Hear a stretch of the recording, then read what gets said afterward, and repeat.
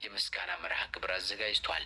በመርሃ ግብሩ ላይ ንግግር ያደረጉት የቱሪዝም ሚኒስትሯ ሰላማዊት ካሳም ሞዴል ሀሴት ደረጀ በውበት ብቻ ሳይሆን በእውቀትና ሌሎችም መስፈርቶች ብቁ ሆና አርአያ መሆን ችላለች ሲሉም ተናግረዋል። ሚኒስቴሯም ምድረ ቀደምት ሀገር ወክለሽ ቀዳሚ በመሆን ዓለም ያላየውን የሀገሪቱን ትክክለኛ ገጽ በማሳየትሽ እናመሰግንሻለን ብለዋል። በቀጣይ የሀገሪቱን የቱሪዝም እምቅ አቅም ለመጠቀምም በሚደረገው ጥረት ውስጥም በጋራ እንደሚሰራም አመላክተዋል። ለ72ኛ ጊዜ በተደረገው ውድድርም የ108 ሀገራት ተወዳዳሪዎች ተሳትፈዋል። ሞዴል ሀሴት ደረጀም በውድድሩ ላይ የኢትዮጵያን በጎ ገጽታም ለዓለም ማስተዋወቋንም አስመስክረዋል። ዓለም አቀፋዊቷ ሞዴል ሀሴት ደረጀም የሀገራችንን ትክክለኛ ገጽታ በማሳየት የሰው ዘር መገኛናም የነጻነት ቀንዲል መሆኗንም ማሳየት ይገባናል ስትልም ገልጻለች። በነበረኝ የውድድር ቆይታም አብዛኛው የዓለም አቀፍ ማህበረሰብ ስለ ሀገራችን ያለው አረዳድ ልክናም እውነተኛ እንዳልሆነም ተገንዝቤያለሁ ያለችው ሀሴት በዚህም ትክክለኛ የኢትዮጵያን መልክ ማሳየት እንዳለብኝ ተረድቻለሁ ብላለች። የሀገርን ገጽታ ለመገንባት የቁንጅናው ዘርፍ የራሱን አሻራ የማኖር አቅም እንዳለው መገንዘብ እንደሚያስፈልግም ነው የገለጸችው። ይህንንም ለማድረግ ለዘርፉ ያለውን እሳቤ ማንቃትናም ጀማሪዎችን ማብቃት ያስፈልጋልም ብላለች። ሞዴል ሀሴት አቅምና ችሎታ ያላቸው በዘርፉ ወደፊት መምጣትም ያልቻሉትን ለማብቃትም እንደምትሰራም ገልጻለች። እነዚህና ሌሎች ደማቅ አቀባበል ፕሮግራሞች ከተከናወኑ በኋላም ምሽት ላይ ወደ ቤተሰቦቿ ቤት ያቀናችው ሞዴሏም ለቤተሰቡ ታላቅ የደስታ ምሽት ሆኖም ነበረም። በዓለም አቀፍ የቁንጅና ውድድር እቺ ልጅ ሁለተኛ መጣችው። እንደዚህ ደግሞ በራሷ ጥረት ማለት ነው። እንደዚህም ከአፍሪካ አንደኛ ወጣለች። ከኢትዮጵያም ደግሞ ለገነት ማለት ወርልድ ኢትዮጵያ አስተባባሪ ላከቻት ማለት ነው። እሷን በራሷ ጥረት ነው እዛ የደረሰችው እና ብዙ የሚዲያ ድጋፍም አልተደረገላትም ከዛሀበሻ በስተቀረ። ይህን እደፍራለሁ እንደዚህ ለማለት ከዛሀበሻ በስተቀረ ለሀሴት እንደዚህ ድጋፍ የሰጣት ሰው አልነበረም። ከመጀመሪያው ከአዲስ አበባ ተነስታ እስከምትደርስ ድረስ መካከል ላይ ኢቢኤስ ኢንተርቪው ያደርጓታል። በእርግጥ ግን እያንዳንዱን እንቅስቃሴውን ስዘግብ የነበረው እኛ ነበረን። በዛ ወቅት አንድም የመንግስት ሚዲያ አልዘገበም። የመንግስት ሚዲያዎች መዘገብ የጀመሩት እቺ ልጅ ቶፕ 40 ውስጥ ገብታ እኛ ዜናውን ስንዘግበው የዛን ጊዜ ነው አስታውሳለሁ። እነ ኢቢሲ እነ ምናምን ወጥተው የዛን ሰዓት ላይ መዘገብ የጀመሩት። የቦትስዋና የቁንጅና ውድድር ተወዳዳሪ የነበረችው ቆንጆ ማለት ነች። እሷም ፕሬዚዳንቱ ደውለውላት እዛ ውድድሩ ላይ ቶፕ 4 የገባች ተብላ ፕሬዚዳንቱ ደውለው ሲያነጋግሯት ነበር፣ ሲያበረታቷት ነበር እና እሷ ራሷ ይሄ ነገር ሞራል ለሰጣት ምን እንዳላት ብዙ ነገር ስትናገር ነበረ። ሀሴት በዚህ ሁላ ስታደርግ 40 ውስጥም ስትገባ አይደለም 8 ውስጥም ገብታ ወይም ደግሞ ሁለተኛ ውስጧል በጣም ከሀገሪቱ ፕሬዚዳንትም ሆነ ከሌሎች ባለስልጣናት ሲደወላትም አልተመለከትንም። ይሄ አይደለም የሚያሳዝነው ነገር። ይቺ ቶፕ 4 ውስጥ የገባችው የቦትስዋና ቆንጆ ሀገሯ ስትመለስ በሚኒስትር ደረጃ ነው አቀባበል ሊደረግላት። የሀገራችንን ስም እዚህ ያደረሽ ምን ተብላ። እንግዲህ ይቺ ልጅ የወጣችው ቶፕ 4 ውስጥ ነው የገባችው እንጂ አንደኛም ሁለተኛም ሶስተኛ ማለት ነው። ወደ ኢትዮጵያዊቷ ሀሴት ስንመለስ ግን ዛሬ አዲስ አበባ ስትገባ በጣም ነው የሚያሳፍረው እኔ ስመለከት ማለት ነው። ከዓለም ሁለተኛ ከአፍሪካ አንደኛ የወጣችን ሴት በሆነች ጥቁር ቫን የተቀበሏት ኤርፖርት ውስጥ። ጥቂት ሰዎች እዛው ኤርፖርት ውስጥ አፍኗት፣ ያውም በሚኒስትር ደረጃ አለም የተቀበሏት። ሚኒስትር ደኤታ ነው የተላከው፣ የባህልና ስፖርት ሚኒስትር ደኤታ። እንግዲህ የቦትስዋና ሚኒስትሯ በሚኒስትር ደረጃ ነው አቀባበል ያደረገላት። እቺ ደግሞ ሁለተኛ የኛዋ ሀሴት በደኤታ አለ አይደለም ምናምን ዘርፍ ደኤታ ተቀብሏት፣ በነቢዩ ባዩና በሌላዋ ወስደዋት ተቀብሏታል።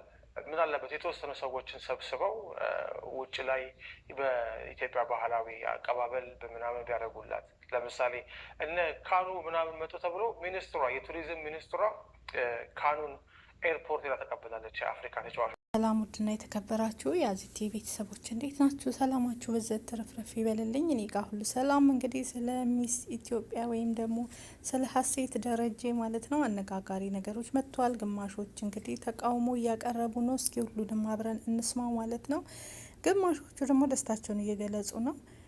ያሳዝናል። ግን እስኪ እንስማ ሁሉንም አብረን ማለት ነው። ገጽታ ግንባታ ተከፍሏቸው የመጡ ናቸው። ያው እነሱ ተከፍሏቸው ብዙ ሺህ ብር ተከፍሏቸው የመጡትን ሰዎች ኤርፖርት ሚኒስትሮች ሄደ ተቀበሏቸው። እቺ ለመሰለች ልጅ በዓለም አቀፍ ደረጃ በራሷ ጥረት ደርሳ እዛ የገባችን ሴት ግን በዝም ብሎ በደታ ተቀብሏት በኋላ ላይ እንደውም የቱሪዝም ሚኒስትሩ ሀሴትን ያገኘቻት ቢሮ ውስጥ ነው። ተመልከቱ እንግዲህ ጠቅላይ ሚኒስትሩ ትናንትና ፋና ላይ ሲናገሩ እንደሰማነው ከነበረ ቃለ ምልልስ ላይ አንድ የመንግስት አመራር ውጭ ወጥቶ ካልሰራ በስተቀረ ካልተመለከተ ምንም ስራውን ሰራ ሊባል አይችልም ሲሉ ሲናገሩ ሰምቻቸዋለሁኝ። ሚኒስትሯ እንግዲህ ዛሬ እቺን የመሰለች በዓለም ላይ ስም ያስጠራች ሴት ከቱሪዝም ሚኒስትር ቦሌ ሄዶ ኤርፖርት መቀበል ምን ያክል እንደከበዳቸው አላውቅም። እንደገናም ደግሞ ቢሮ አስጠርተው ነው ኬክ ያስቆረሷት ማለት ነው ሚኒስትሯ።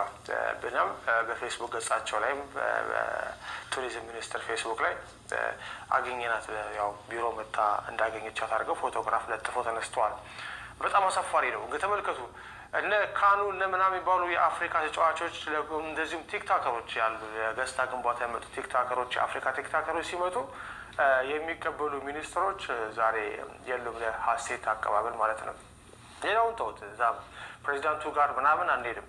ግን እስኪ የሚመለከታቸው የቦትስዋና 2.5 ሚሊዮን የሚሞላ ህዝብ ፕሬዚዳንት ደውሎ ይችን ልጅ በርቺ ሀገራችን እንዲያረግሽ ነው እያለ 130 ሚሊዮን የሚወክል ፕሬዚዳንት ግን እዛ ላይ የለም። እንደጊዜው ደግሞ የሀገሪቱ ሚዲያዎችም እኔ ትዝ ይለኛል፣ እናንተም የዛ ሀበሻ ቤተሰቦች ታስታውሳላችሁ፣ ሚስ ዩኒቨርስ ኢትዮጵያ አልተሳተፈችም ነበረ እና እንደውም አንድ ኤርትራዊ እህታችን ትወዳደር ነበርና ብዙ ኢትዮጵያውያን ለእሷ ቮት እንዲያደርጉ ስንቀሰቅስ ነበር፣ ለኤርትራዊቷ እህታችን እንድታሸንፍ ጥሩ ደረጃ ላይ እንድትደርስ ማለት ነው።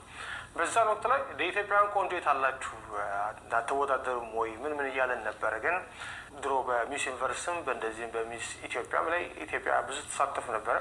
አሁን እድሜ ለሞዴል ገነት ጸጋዬ ይሁንና የሚስ ዩኒቨርስን አወዳድራ 200 ቆንጃጅትን በአዲስ አበባ አወዳድራ በሚስ ወርልድ ላይ እንድንሳተፍ አድርጋለች፣ በሀሴትን በመላክ ማለት ነው። እና ትልቅ ነገር ነው ያደረገችው። ይሄ ነገር በመንግስት ድጋፍ ሊደረግ የሚገባ ነገር ነው። ትልቅ ነገር ቲክታከር ጠርተ እያመጣ ገንዘብ እየከፈልክ ያውም የውጭ ሀገር ቲክታከሮችን እና ዩቲዩበሮችን የሚያደርግ መንግስት ለዚች ለሞዴል ምንም ነገር ድጋፍ አለማድረጉ ያዝናል። እሷም አዲስ አበባ እንደደረሰች በሰጠችው መግለጫ ላይ የሌሎች ሀገራት ቆነጃጀት ከመንግስታቸው ብዙ ድጋፍ ይደረግላቸዋል፣ የእኛም ሀገር መንግስት ይህን እንደሚያስተካክልና ለዘርፉ ትኩረት እንደሚሰጠው ተስፋ አደርጋለሁ ብላለች። እኛ እንግዲህ ከሀያት መሀመድ በኋላ ያየናት ትልቅ በዓለም መድረክ ላይ ትልቅ ስራ የሰራች ሀሴት ደረጀ ነች። ይህን እንደሚታረም ተስፋ አለኝ። እንደዚህ አይነት አቀባበል በጣም ነው የሚያሳፍረው። በአንድ ጥቁር ቫን ተቀብለም ከዛ በኋላ ኤርፖርት ውስጥ ወደ ቱሪዝም ቢሮ ይዛ መሄድ በጣም የሚያሳዝን ነገር ነው። ትልቅ ነገር ሊደረግላት የሚገባ ትልቅ ስራ መስራት የሚገባት የሀገሪቱን ገጽታ በብዙ መንገድ የቀየረች ልጅ ነች እና ወደፊትም ደግሞ እንደዚህ ልታገዝ የምችል ልጅ ነች እና ያ ድጋፍ ሊስተካከል ይገባዋል። ለነ ካኑና ለነ ኦካቻ የተደረገ አቀባበል ለዚች ልጅ መነፈግ የለበት። በነገራችን ላይ የናሚቢያዋ ቆንጆ ራሱ ከሀሴት ጋር መጨረሻ ላይ ቀርባ የነበረችው ቶፕ 8 ውስጥ ነው የገባችው።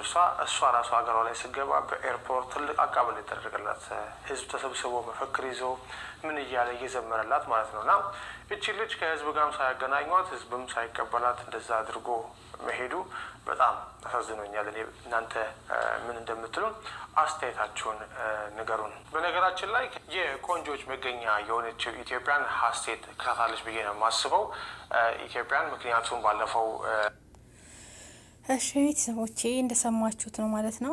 እውነት ነው፣ በደንብ መንከባከብ ነበረብን። ሁለተኛው መረጃ ሲሄድ እንግዲህ የጆን ዳንኤል ሚስት ማለት ነው ክርስትና ተለስታለች። ትላንትና ልጇ ክርስትና 40 ሞልቶታል።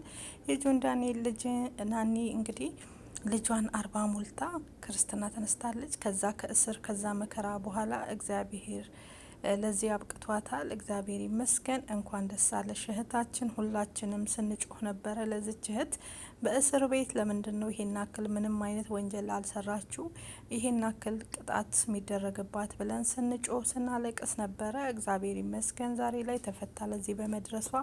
ልጇም ክርስትና በመነሳቱ ደስ ብሎናል። እና ስለዚች እህታችን ደግሞ ስለ ሀሴት ደረጀ ደግሞ የእውነት ከሆነ በጣም ያሳዝናል። ምክንያቱም እኛ ኢትዮጵያውያን የራሳችንን ነገር ማካበድ አንወድም። የማንንም ቲክቶከር እያመጡ እዚህ ጋር ገንዘብ እየሰጡ ብዙ ነገር እያደረጉ ያሉት ግን የራሳቸውን። እች ልጅ እኮ ከዓለም እኮ ነው ከዓለም ሁለተኛ ከአፍሪካ አንደኛ ሆነ ለኢትዮጵያ ኩራት የሆነችው እህታችንን በዚህ መልክ መቀበል በጣም ያሳፍራል። እኔም በጣም ተሰምቶኛል የእውነት ማለት ነው። ለምን እና ብዙዎች ደግሞ ብሄሯ ምንድን ነው የሚልም ጥያቄም ኮሜንትም አይቻለው ማለት ነው። እና በብሄር ነው እና እስካሁን አልነቃችሁም ማለት ነው። ይሄ ብሄር ሃይማኖት የምትሉ ልጆች ማለት ነው። ምንም ሆነች ምንም እች ልጅ ለኢትዮጵያ ቅርስ ናት። የኢትዮጵያ ሙዚየም ናት ማለት ነው። ሰዎች እሷን ሊጎበኙ ይገባሉ። ምክንያቱም በዓለም ሁለተኛ ሁና ነው የወጣችው። ኢትዮጵያን ያስጠራችው ለኢትዮጵያ ኩራት ናት፣ ድምቀት ናት እና ልናበረታታ እንችላለን እንጂ እንደዚህ ወረድ ማድረግ የለብንም። በጣም ያሳዝናል የእውነት ማለት ነው። ከባድ ነው ብቻ ኢትዮጵያ ውስጥ የሚደረገው ነገር። ፍርድ ላይም እንደዚሁ የሆነ ነገር ላይም ጥሩ ነገር የሰሩ ሰዎች ወደ ታች፣ ዝቅ ያለ ነገር የሰሩ ሰዎች ወደ ላይ እየተደረጉ የምናየው ነገር ነውና በጣም አፍረናል የእውነት እቺ ልጅ ማለት ነው። በደንብ አቀባበል መደረግ ሲገባ እና እንዲሁም ደግሞ አምባሳደር ሆና ተሸልማለች፣ አምባሳደር ሆና ተሹማለች ማለት ነው። የኢትዮጵያ አምባሳደር እናመሰግናለን። ለሹመቱም ግን ሰው በሌለበት ድብቅብቅ ድፍንፍን ለምን ተደረገ ነው ህዝቡን እያስቆጣ ያለው ማለት ነው። እና ይህ ነገር ሊስተካከልበት እና ሊታሰብበት ይገባል ብዬ አስባለሁ እንደኔ።